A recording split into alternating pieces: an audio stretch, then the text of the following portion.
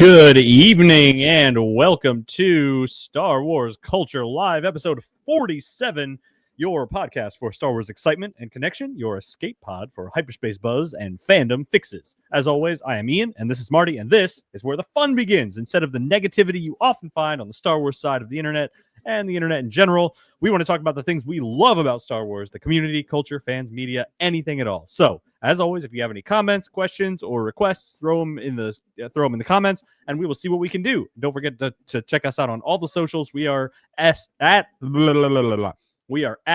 SW Culture Live everywhere except for Facebook, where we are streaming on the Culture Slate page and the episode 9 news page. So that's the spiel. That's the intro spiel. So we're gonna start with just checking in. What you up to, Marty? Not much. I've been having some electrical issues here at the house. I've just got them taken care of before the show started. I didn't know if we were going to have a show, to be honest with you. I mean, luckily it was just because the electrician, luckily, I mean, he's not like someone who went out and paid and found everything. He happened to be a neighbor who was very good with electricity, who worked for our landlord. But I don't know. He came in. I wasn't expecting him to do it today, but he's like, "Hey, you want me to do it right now?" And I was like, "Yeah, well, sure, why not?" Because we don't have any electricity in any of our outlets in the kitchen. You know, we can't have coffee. We couldn't heat things up the microwave or whatnot. So yeah, that's not good. So he came right on over, man, fixed it, and I gotta thank him. He was really good. He did it really quick, and yeah, as soon as he left, I hopped in the shower, hopped right out, got right on, ready to go. Wow, that's awesome. I'm glad that. Well, thank you for fixing that, guy. What's his name? First name only. I'm gonna be honest, I didn't really ask. Oh no! I know. Thank you, neighbor man. Thank you. This is the second time he's done something for me too. You'll figure it out. You'll be fine. You should though. Yeah, you should get his name. But thank you, neighbor man, on behalf of Marty and for letting us have a show today, because this is a good one that I actually got prepared for and got excited about. We could have done it next week. It's not time sensitive. But my what you up to is that I just rewatched. As you can tell, the show is howdy fellas, watching from Starkiller Garrison. That's nice. The 501st. Yeah, where I am embarrassed to say that I actually don't know. I am Old Line Garrison myself. Where exactly is Starkiller Garrison? Here to have fun, listening to fun Star Wars stuff. That's right. That's our jam. But I just rewatched the 3 episodes that have sequels coming up for Star Wars Visions. So I'm excited to talk about that. I just, through one of my collabs, I got the lightsaber from the Duel episode. So I am come on. Yeah. I'm excited about that. It makes me happy. Oh, okay, usually it's red, but it makes me very happy. I am playing with that. It usually goes on my wall, but up there where the blue one is. But I took it down just to show it off for the show, since we're talking about those episodes. Starkiller Garrison is Western PA. Nice. Hey, Pittsburgh. Are you a Steelers fan? Because I'm a Steelers fan, and I'm pretty excited this season. What's your costume in Starkiller Garrison? Yeah, that's pretty much it. Gonna check in with that answer because I'm curious, but I see an Empire. I bet he's a stormtrooper. Let's pop into some news real quick once I remember to share my screen. Window, that one. Let's go. We are the new Black Series. Oh, okay. So just a heads up. New York Comic-Con was this weekend, so a lot of these are going to be reveals that we saw at New York Comic-Con, and a lot of them are Black Series figurines, honestly. So this is a Black Series 6-inch Boba Fett from the Book of Boba Fett. I like his bald head personally. I'm a fan. No personal reason whatsoever. Speaking with People magazine, Bryce Dallas Howard expressed her desire to continue directing Star Wars projects. I love it so much. I yearn to stay on this path of being able to be in that world, grow and learn and challenge myself. Whatever it is, if I can be of service to Lucasfilm, I will. I loved her episodes of The Mandalorian, and I second that. You should keep involving her and stuff. It was great. Now she needs to act in at least one project too. I know. I feel like the last thing I saw her in was Jurassic World. The last thing I saw her in was in the Argyle movie. Argyle movie. And that was yeah. Okay. I saw so many rampant rumors that Taylor Swift was going to be in that movie. Like they were like putting all these pieces together and like it was a big conspiracy theory. And I was like, okay. They claim she wrote it because it had some similarities to something that she had, I guess. I can't remember. Okay. Called it. He's a stormtrooper. 2066 TK 2066. Nice. Excellent.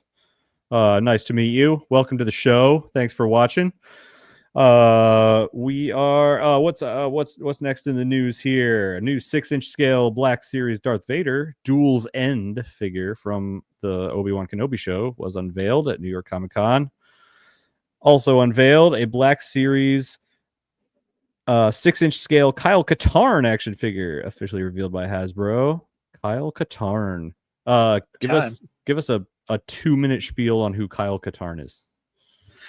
Kyle Katarn, you first saw him in Star Wars Dark Forces, the video games, and then it went on to become Jedi Knight, and then Jedi Knight 2, if I'm not mistaken, and he had a cameo appearance in the Jedi Academy game.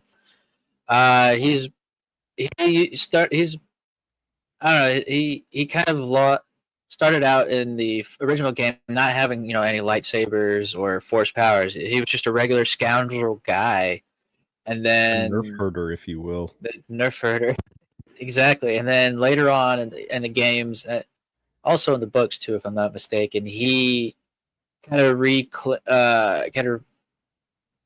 brings the force back onto himself. Like he cut himself off from the force. Sounds familiar a little bit, right? Mm-hmm. And then he brings the force back, and then he becomes a Jedi again to eventually teach at Luke's academy on Yavin 4. Okay, then. I did not know that last part. That's awesome. Yeah, Kyle Katarn action figure. Hasbro, Black Series, Hasbro. 2-pack featuring Purge Trooper and Patrol Trooper. I know my stepson would love that. Purge Trooper is one of his favorites. They look freaking sweet. Just that. I like the Patrol Trooper. I like his helmet. Yeah, I like the black trim on it. Yeah, that's pretty sweet. It looks a little more squished too in the face. Like yeah. You can't go wrong with a riot shield either. No. Vintage collection Padme Amidala figure from Attack of the Clones was officially shown off. Vintage collection Shock T. I remember fighting her Shock T in the Force Unleashed game. Mm-hmm. That's pretty fun. Give me a reason to live. Star Wars Legacy with Rey and Leia. Okay, thanks. Star Wars Visions Volume 3 premieres in 15 days, and that was posted yesterday, so it's actually 14 days. So 2 weeks from now, I may be on the road for work. I may not.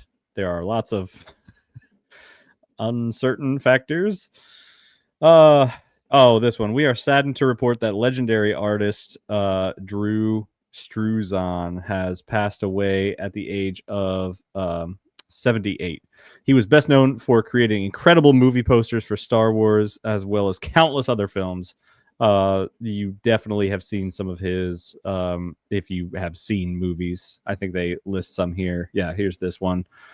For The Force Awakens. This was just a George Lucas, the creative impulse with some of his movies there. And these ones, we've all seen these ones, these special editions of the original trilogies. Very cool. Vader's shiny helmet there, just the way he took it straight from the movie and then just like built all that stuff around it was very cool. Mm-hmm. At a recent Andor screening event, Tony Gilroy urged people to participate in the No Kings protest coming up this Saturday. That is pretty on brand, considered for the guy who wrote the story of Andor. Mia Goth recently discussed Star Wars Starfighter with LUSA, I guess L Magazine. It's really intense, but I love it. I'm being pushed in a way that I've never been pushed before. This is a completely separate film, not a prequel. It's its own thing with new characters, and it's a great script, a really great script. Good.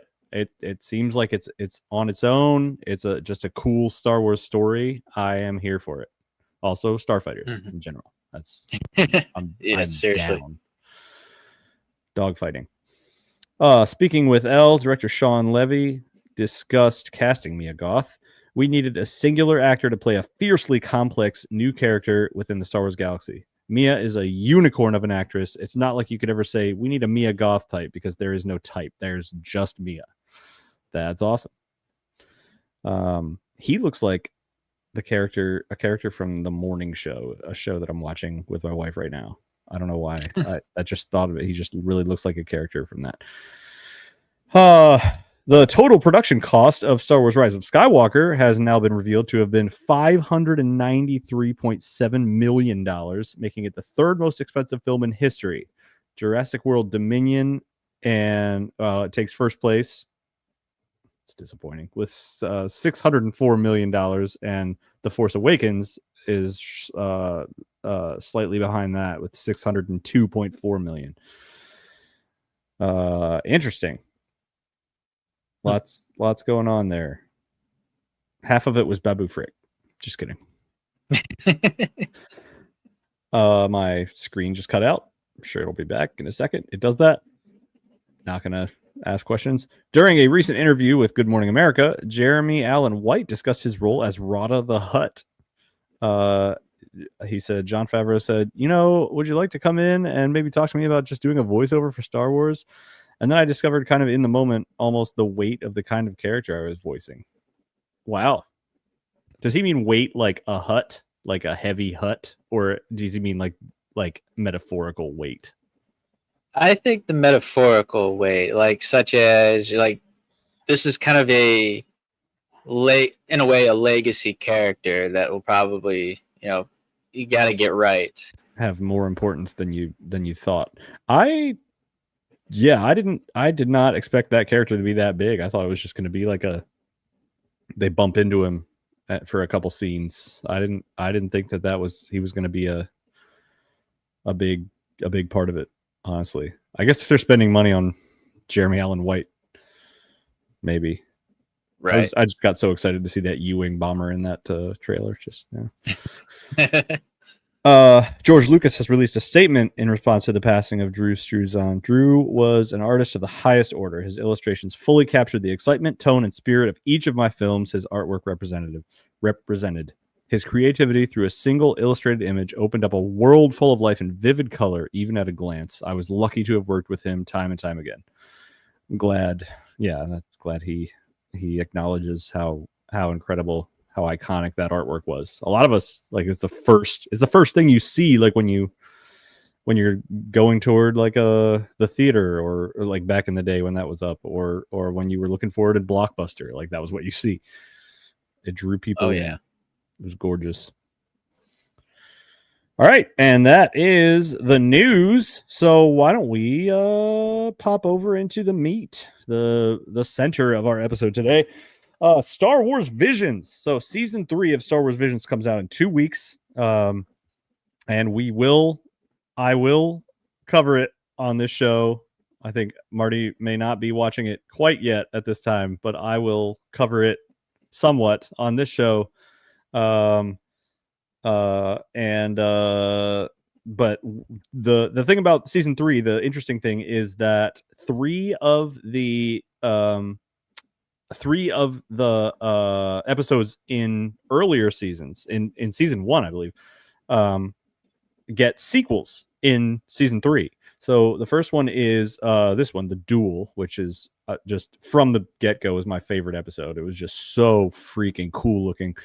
The fight was awesome. The the different types of lightsabers were awesome. Just it had one big twist, and it got us. It was great. The Ronin, and so that's I don't know if you can really see it in there, but that's the lightsaber I was showing off earlier is his. And then there's this one, which is called the Village Bride. There's like two, I think they're Jedi like characters, maybe even just straight up Jedi. That there was a village bride that was being married off and taken away to protect the village, like they were going to come capture the chief, and they were anyway, we'll get into the plot in a second. But and then the last one was the Ninth Jedi, which I did not remember well at all. I just watched that like an hour ago just to catch up. I did not remember this one well. I think we binged, and I just, they all blended together. So I don't know. What do you think? Let's start with the Duel. What do you think about the Duel? What do you think's coming in the next episode? I feel like I unlike you, I didn't get a chance to rewatch all these episodes over again, but from my knowledge, I will say the Duel is probably my favorite one. I feel like that's kind of how you start out an anthology kind of series. You just throw out it seems like your best one with all the action in it right there, get people hooked. But I was thinking, it's like, what makes these people like this? What made the studio, I guess Lucasfilm in a way, be like, okay, so we get these three to make sequels. What made them more special to have a sequel than the other ones? But I mean, the Duel, I get it.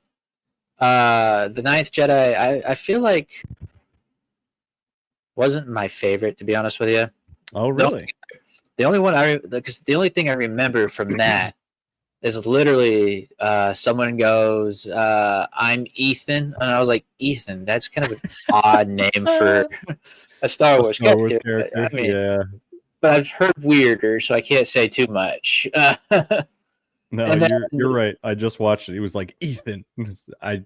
Yeah, you're right. It's weird.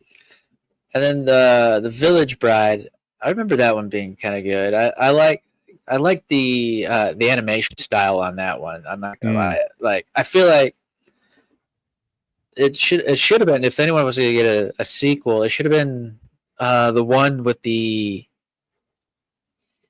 what is it, the rabbit girl that was friends with this other person? I can't remember now. That's not ringing a bell. I just rewatched the ones getting sequels. Like I said, They all blended together. But we're not qualified to talk about these. I will say the Ronin, though, that was going to be exciting, regardless of what it's going to be, because, I mean, you can only go up from here. I feel like with that, there's nowhere to go but up. But the question will be, does it follow right after the Duel, or will it take inspiration or continue after the Ronin novel that came out? Because that novel, there was a novel.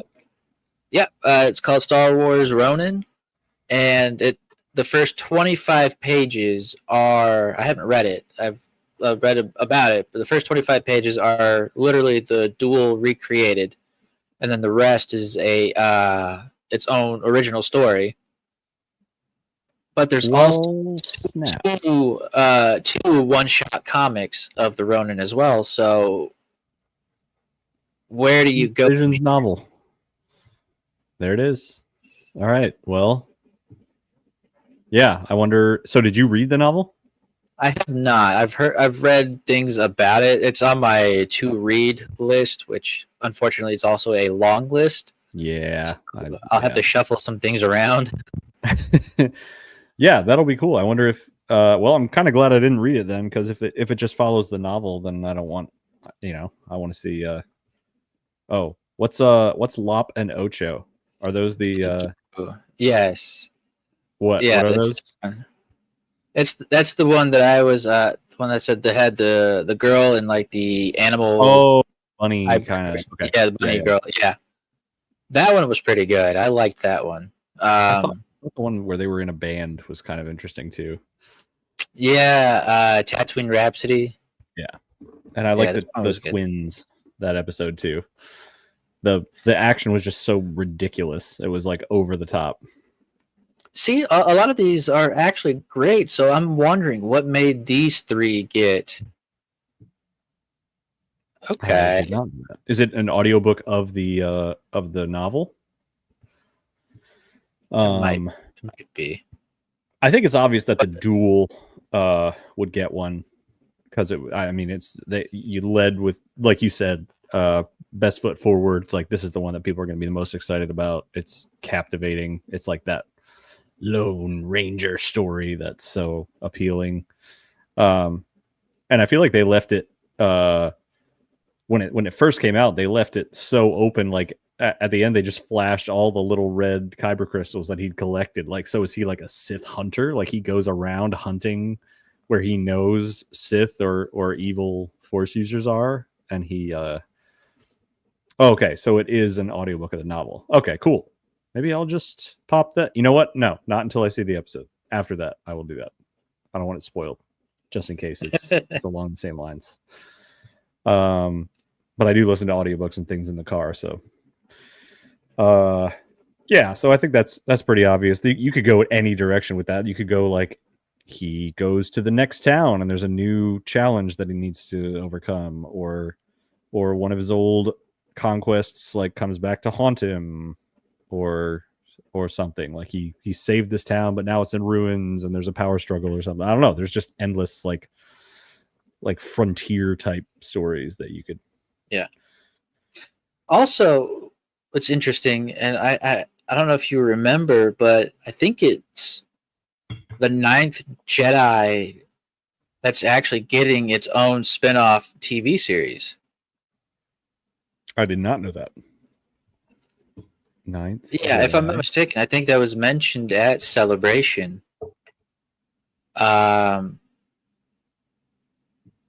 it's going to be its own series. Oh yeah. Yeah. The 9th Jedi is an upcoming limited Japanese American animated series based on a short from the first season of Star Wars Visions. So I guess this one right here will be kind of like the ending. So the ending. So now we got to go back and do the whole series as the sandwich. Oh really? I'm not sure, because if they said it's from volume 1, I would assume it takes place right after, but they could just say it because Visions volume 3 hadn't been announced at the time, maybe. But this 9th Jedi, it was announced at Star Wars at Celebration, Japan Celebration. Sorry, you said Celebration. I was thinking Comic-Con, New York City Comic-Con. Okay, so, but it's not out yet, right? Right. For a minute, I was going to be like, oh, they wouldn't release it out of order. Star Wars doesn't do that. Star Wars never releases things out of order, chronological order. Okay, so yeah, it might be, but I trust them that release order will be okay to watch. They wouldn't release something in season 3 of Visions that you are supposed to wait to watch until the other series comes out, at least. Right. So. And I guess that kind of leads off into the next question I have is, why the 9th Jedi, not Ronan? I mean, not the Ronan character. I feel like he deserves more of a show himself. Maybe the studio didn't have the time for it, maybe, but the 9th Jedi, I will say, has the clearest path of a plot to the second one. Or to a further story, because the Ronin just kind of like the story ends and anything could happen, which is fun from a creative standpoint. You can go in any direction. But with and it's kind of the same with the Village Bride. Like they save this village, and then like, you know, what's next for them? You don't know. Like, what's the next mission? What happens to the village after that? You don't know. But this one, they like have a clear linear story, like a plot, where they I'll just go through the plot of it real quick. They basically, this guy, he's not in this photo, but this guy he puts out a call for Jedi. He wants to, like, the Jedi are all gone at this timeline, and he puts out a call and he says, I want to rebuild the Jedi Order. Come to me. And these seven Jedi show up and they want lightsabers, and the guy but it was a trap, like, because he knew that Sith would show up, and like these 7 Jedi that actually showed up were actually Sith, and they want to keep him from restarting the Jedi Order. And he kind of knew that would go down, and he also just beats the crap out of him in a lightsaber battle. And she helps the daughter of the craftsman who built the lightsabers. But the Sith hunters, their employees, kidnapped her father and took him to a faraway planet, I assume, to build lightsabers for them. And she asked the guy who summoned them all there for help in rescuing her father. So I assume that's what's coming next. But that might be one of the reasons they picked this one, is because, like, there's more of a drive to feel like what happens next in this specific story. This was very it reminded me of Pokemon animation. It does give that vibe, which I'm cool with. I feel like maybe that's another thing that they thought about, is like, what's a show that can be easily stimulating on the eyes, I guess, and this was one of them. Yep. Village Bride made the was lightsabers look really Star Warsy. It's like the lightsaber blades are part of a different animation. It's weird. It is. What's funny is the guy on the far right, his hilt looks almost as long as the blade. Like his blade. Yeah, it does look really big. I mean, I guess I could say I could see that being a good reason as to why they get their own show. I guess I was thinking of it's like, I could see Ronin. I could see either of these other shows, but Ronin specifically, because it's one of those shows, like, if this were on, let's say, a network television, you could run it in syndication if you wanted to, because each story could be different, so you don't really have to put them in order to really tell a cohesive story in some way. Kind of like if you were watching, like, Avatar: The Last Airbender, you don't have to know what's going on in the whole series to understand what the episode's about. It's kind of its own standalone story in some way. I don't know. Avatar is the only thing that just popped into my mind when I was thinking about it. No, it makes sense. Yeah. So beyond those episodes, any last thoughts about Visions? Like, what do you? I have the list here that I can pop up. Oh, let's talk about the actual sequels. So the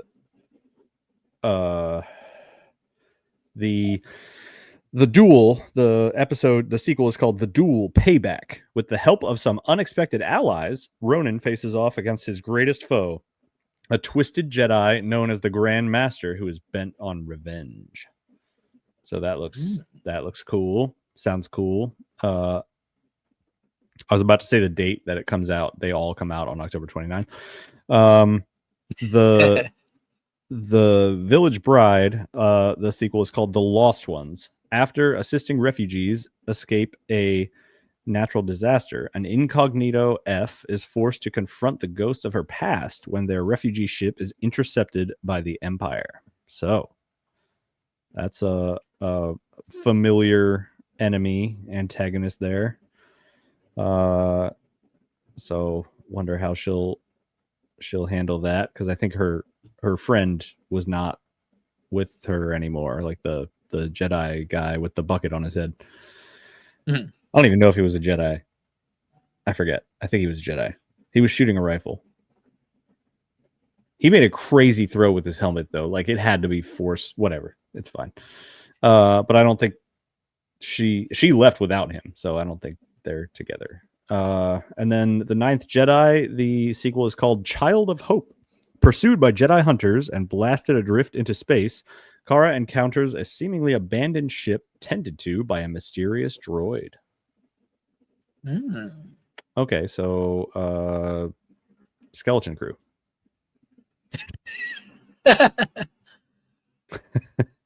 Yeah. Wow. Blasted adrift. Yeah, pursued by Jedi hunters. So they I guess they found those hunters that were employed by all those Sith. They found her and they're chasing her while she's trying to get her dad back. So that'll be cool. I doubt that I'll be able to just watch them all through.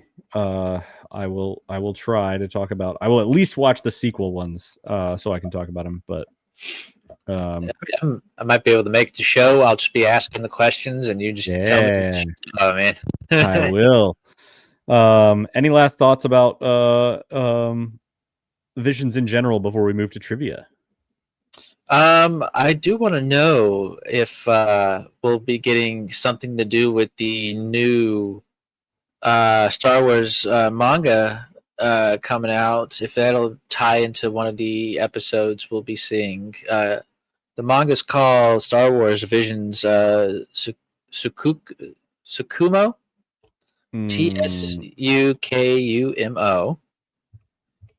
Thank you for spelling that. No problem. If you look at the cover image, it is absolutely amazing. Absolutely stunning to look at. Yeah, look at this. Hold on, where'd it go? Is it this? No. Still looks really cool. Is it this one right there? Yes. That one right there with a Jedi wearing a commando bucket. Clone helmet, yeah. Holy God. Like, that just looks amazing. And it does. And the synopsis for this is, in the wake of Order 66, a lone Jedi Knight accompanies a pair of droids to a rumored droid's paradise while being pursued by the Empire. A rumored droid's paradise? Yeah.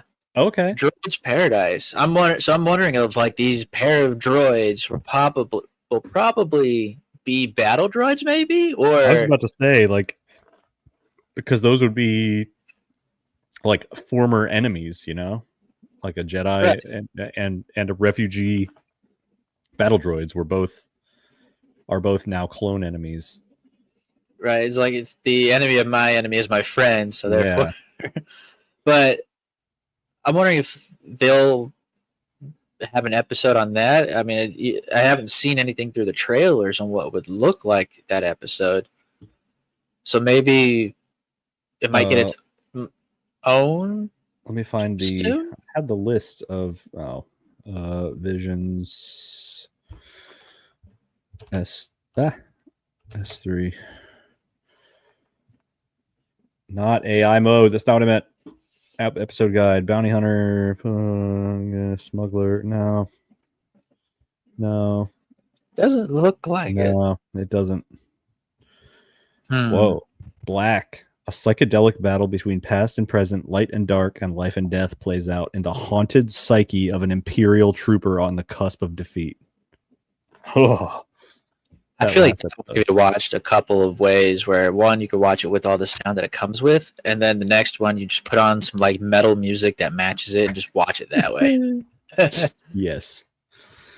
But back to the Tsukumo real quick. Sorry, back to the Tsukumo real quick before we move to the trivia. Is, to me, when I read it, it sounds like regular Star Wars. Like, it's nothing out of the ordinary, except maybe Droid Paradise. But it just sounds like straight canon Clone Wars era.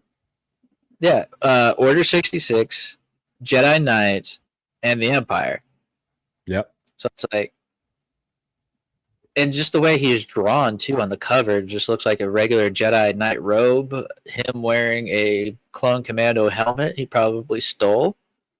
It just looks like regular like High Republic comic art style. Like just like it does. It looks very, very closer to what we've seen from the canon. Yeah. You're right. So I might be picking that up. I'm not sure if it'll be a continued series or if it's just a big manga book, one and done. We'll find Where's that out. going to go on your reading list?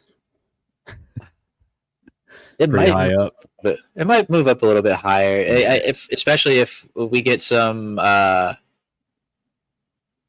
inner photos of it, like some sample pages of what it's going to look like. It might move up. There's a tiny bug on my microphone. Go away. All right. So that was Star Wars Visions. We are excited. I am excited about that. Marty is excited about some of the books from that. And we are going to we will check back in 2 weeks. I think I was going to talk to you about this, but I think maybe we could skip next week's episode and then focus on preparing for the Visions one after that. That sounds good. My work schedule is also getting very hectic. Just with all of the logistics going on there, I don't know where I'll be or when I'll be able to record for definites. I don't know why I said it like that. Definitively. For definites. What is that? All right. For definites, for realsies. Anyway, let's move on to our final segment, Star Wars Trivia Challenge. Every week, Marty comes up with a trivia question about something that we talked about in that episode. So I imagine this one will be about Star Wars Visions. So let's all, if you're in the comments, Anthony, TK2066, if you're there, feel free to play along. You can put the answer in the comments if you want. It's not cheating. We're all in this together. I have not seen this, so I will guess along with you. So here we go. All right. Today's question is, how many blades are on the lightsaber parasol in the Duel? My God. Is it A, 8, B, 6, C, 5, or D, 10? I know it's more than 6. Ever. What'd you say? It's like, this is probably like the most detailed thing that everyone kind of looks over. Yeah. So I was like, I can do it. I know it's more than 6. I feel very confident about that, but 8 and 10 probably look similar to me on the thing. Let me see.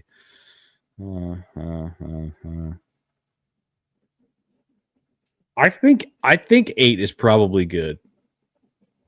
I'm gonna go. What was that? 8. Yeah, I'm gonna go. Okay, so go A8. Final answer?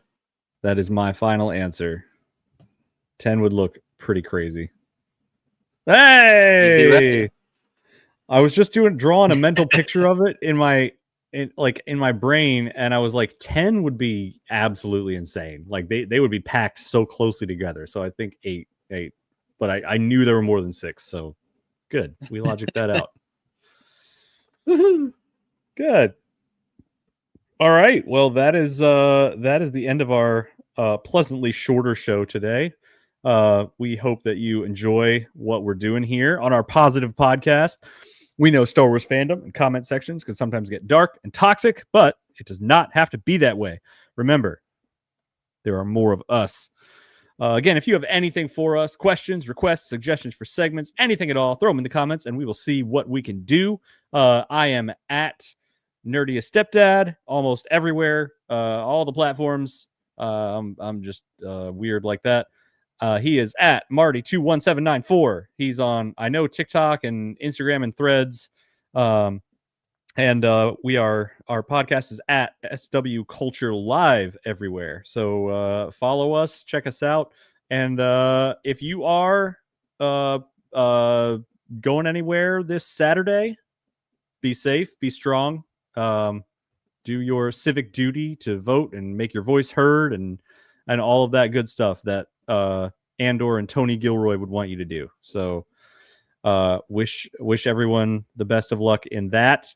I hope you have a good weekend. I hope you have a good week, and we will see you in 2 weeks to continue to celebrate the best of Star Wars culture. So have a good evening, and may the Force be with you.